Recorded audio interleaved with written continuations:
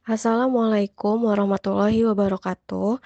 Perkenalkan, saya Yulia Rahmawati, mahasiswa PPG calon guru Universitas Indraprasta PGRI dengan NIM 202475700125.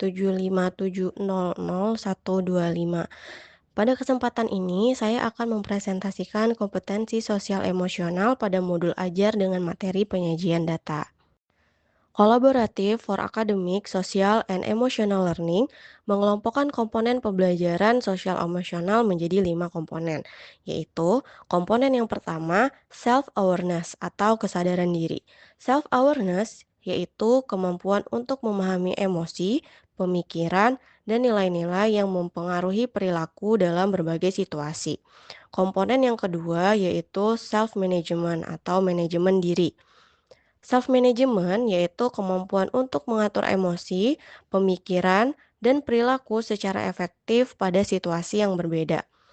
Komponen yang ketiga, responsible decision making atau pengambilan keputusan yang bertanggung jawab.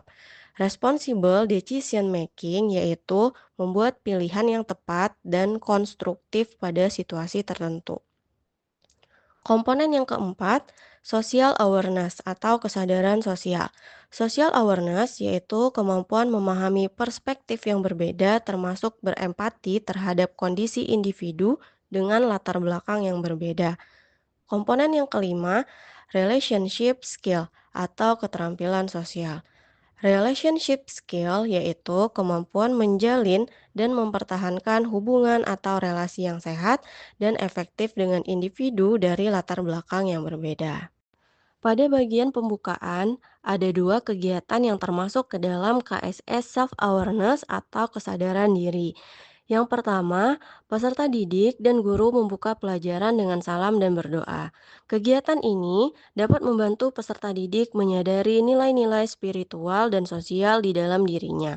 Kegiatan ini juga dapat membangun kesadaran emosional dengan menciptakan suasana yang positif dan penuh makna sebelum pembelajaran dimulai. Kegiatan ini juga dapat melatih refleksi diri, terutama dalam menghubungkan aktivitas belajar dengan nilai-nilai pribadi dan keyakinan. Kegiatan yang kedua yaitu guru menyiapkan peserta didik secara psikis dan fisik untuk mengikuti proses pembelajaran. Kegiatan ini dapat membantu peserta didik menyadari kondisi emosional dan fisiknya sebelum belajar, sehingga mereka lebih siap secara mental. Kegiatan ini juga dapat membantu peserta didik dalam regulasi dirinya, seperti mengelola perasaan cemas, bosan, atau tidak siap agar bisa fokus dalam pembelajaran. Kegiatan ini juga dapat mendorong kesadaran terhadap pentingnya kesiapan belajar baik dari psikis maupun fisik. Pada kegiatan inti, yang pertama, peserta didik mendengarkan penjelasan materi terkait penyajian data kelompok. Ini termasuk ke dalam KSS Self-Management atau manajemen diri. Manajemen diri ini mencakup kemampuan mengatur emosi, berpikir sebelum bertindak, serta fokus dalam belajar. Saat peserta didik mendengarkan penjelasan materi, mereka melatih konsentrasi, mengontrol perhatian, dan menahan diri untuk tetap fokus tanpa terganggu oleh faktor eksternal. Yang kedua, peserta didik diminta untuk mengamati permasalahan yang ada pada LKPD. Ini termasuk KSS Self-Awareness atau kesadaran diri. Diri ini berkaitan dengan kemampuan mengenali kekuatan, kelemahan, dan memahami emosi sendiri dalam menghadapi suatu situasi. Saat mengamati permasalahan dalam LKPD, peserta didik berlatih mengenali kemampuan analisisnya, serta bagaimana mereka memahami konsep yang telah dipelajari sebelumnya dan mengajukan pertanyaan terkait permasalahan tersebut. Nah, ini termasuk ke dalam KSE Relationship skill atau keterampilan sosial. Keterampilan sosial itu mencakup komunikasi yang efektif, kerjasama, serta kemampuan menjalin hubungan positif dengan orang lain. Saat mengajukan pertanyaan, peserta didik berlatih menyampaikan pendapat dengan jelas, mendengarkan tanggapan, serta membangun interaksi sosial yang baik dengan guru dan teman-temannya. Yang ketiga, Peserta didik berdiskusi dalam kelompok tentang bagaimana langkah-langkah kerja yang akan dilakukan untuk menyelesaikan masalah yang terdapat pada LKPD. Ini termasuk ke dalam KSE Relationship Skill atau keterampilan sosial. Pada saat peserta didik berdiskusi pada kelompoknya, peserta didik perlu berbicara, mendengarkan, dan berdiskusi dengan teman-temannya untuk menentukan langkah-langkah penyelesaian masalah yang ada pada LKPD. Dengan melakukan hal itu, peserta didik menjadi belajar untuk menghargai pendapat orang lain, berempati, dan bekerja sama dalam mencapai tujuan bersama. Yang keempat, peserta didik dibimbing untuk menyelesaikan permasalahan yang terdapat pada LKPD dalam kelompoknya. Ini termasuk ke dalam KSE, Responsible Decision Making atau pengambilan keputusan yang bertanggung jawab. Responsible decision making ini melibatkan kemampuan untuk membuat keputusan yang etis, konstruktif, dan berdasarkan analisis konsekuensi dari berbagai pilihan.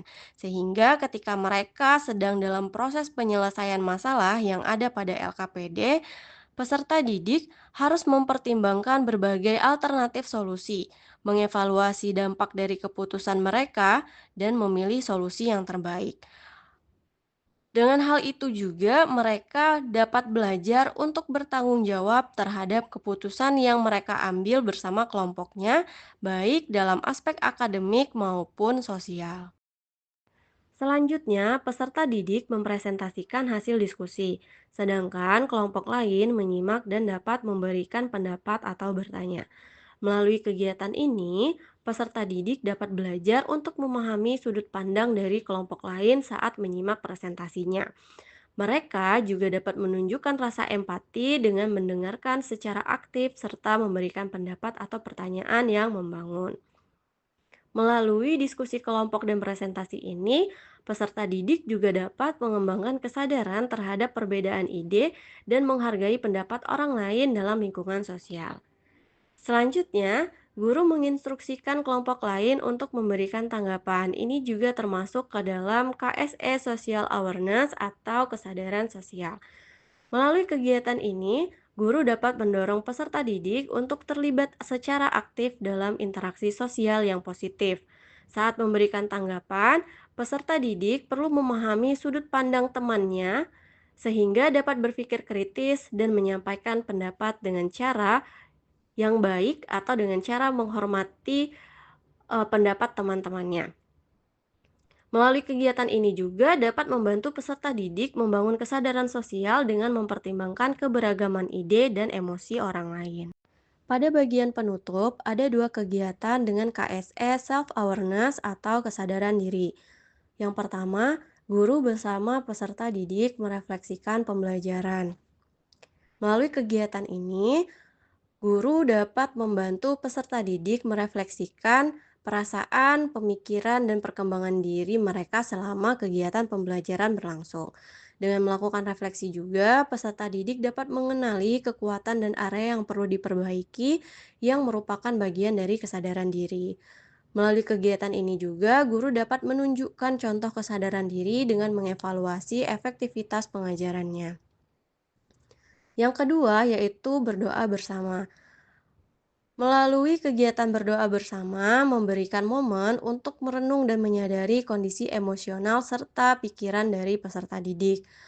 Kemudian juga dapat membantu peserta didik untuk memahami perasaan mereka dan memiliki rasa syukur atas kegiatan pembelajaran yang sudah mereka lakukan pada saat ini.